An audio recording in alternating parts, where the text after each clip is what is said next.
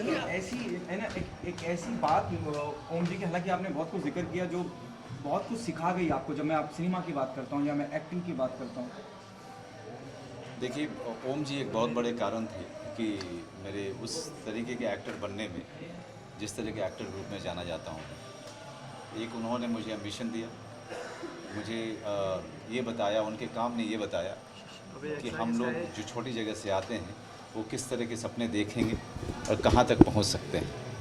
उन्होंने वो ऊंचाई दिखाई, वो उन्होंने काबिलियत दिखाई जिसको अचीव करने के लिए आज तक हम लोग कोशिश कर रहे हैं। इतने बड़े महान नायक थे और बहुत ही महान व्यक्ति थे। एक चपरासी से या किसी बहुत बड़े अमीर आदमी से उनका रिश्ता बराबर का होता था। वो किसी को काम से, किसी के पैसे से किसी को नहीं तौलते थे। वो हर इंसान के साथ में जिस तरह का व्यवहार उनका होता था, वो मेरे ख्याल से मैंने बिरले ही किसी व्यक्ति में ये खासियत होती है जो ओम भाई में थी। क्या अलीगढ़ देख पाए वो? अलीगढ़ मतलब देख नहीं पाए थे, इसका अब मुझे अफसोस कभी नहीं रहेगा, क्योंकि वो बराबर जब भी कोई उनको बोलता था कि अलीगढ़ देखने के बारे में या मेरे परफॉर्मेंस के बारे में या बुधिया सिंह के बारे में भी बहुत ज़्यादा वो जिक्र करते थे कि मैं देख नहीं पा रहा हूँ, क्योंकि बहुत बिजी रहते थे। वो कभी एक शहर में टिकते नहीं थे। किसी न किसी फंक्शन में, किसी दोस्त के शादी में, किसी दोस्त के बेटे की शादी में, किसी दोस्त के पोते की शादी में, या किसी जानने वाले, और उनके जानने वाले हज़ारों थे। मेरे जैसे कई हज़ार लोग जो है उनके साथ एक बराबर का रिश्ता बना कर रखना, ये ह्यूमनली इम्पॉसिबल काम है, लेकिन वो भाई करके रखते थे।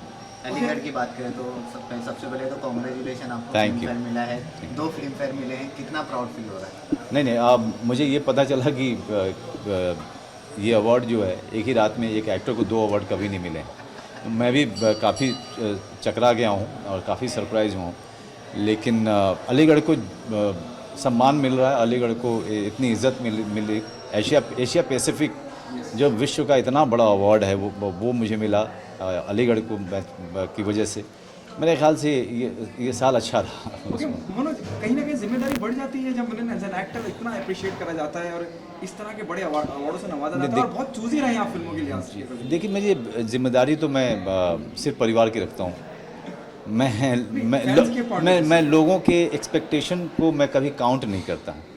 वो इसलिए काउंट नहीं करता मैं, क्योंकि मुझे पता है कि जो रोल्स आते हैं वो अलग अलग चुनौतियाँ लेके, अलग अलग चैलेंजेस लेके आते हैं। तो अगर आप सिर्फ रोल्स पे ही ध्यान दें, रोल्स वही तन्मयता से करें, तो सबके एक्सपेक्टेशन जो है पूरे हो जाते हैं। किसी की एक्सपेक्टेशन को अगर आप सबसे मेन चीज़ बनाएंगे तो उसे आप डिप्रेशन में चले जाएंगे, फ्रस्ट्रेशन में चले जाएंगे, काम अच्छा नहीं कर पाएंगे।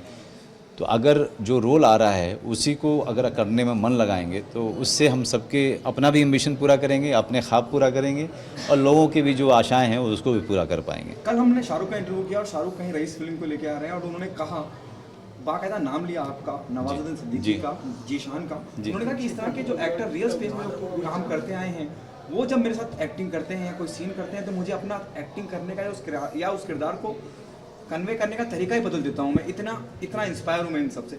ये taken your name, Nawazuddin Siddiqui and Zeeshan. देखिए, शाहरुख मेरे पुराने जानने वाले रहे हैं। जब हम 17-18 साल 19 साल के थे तब से हम एक दूसरे को जानते हैं।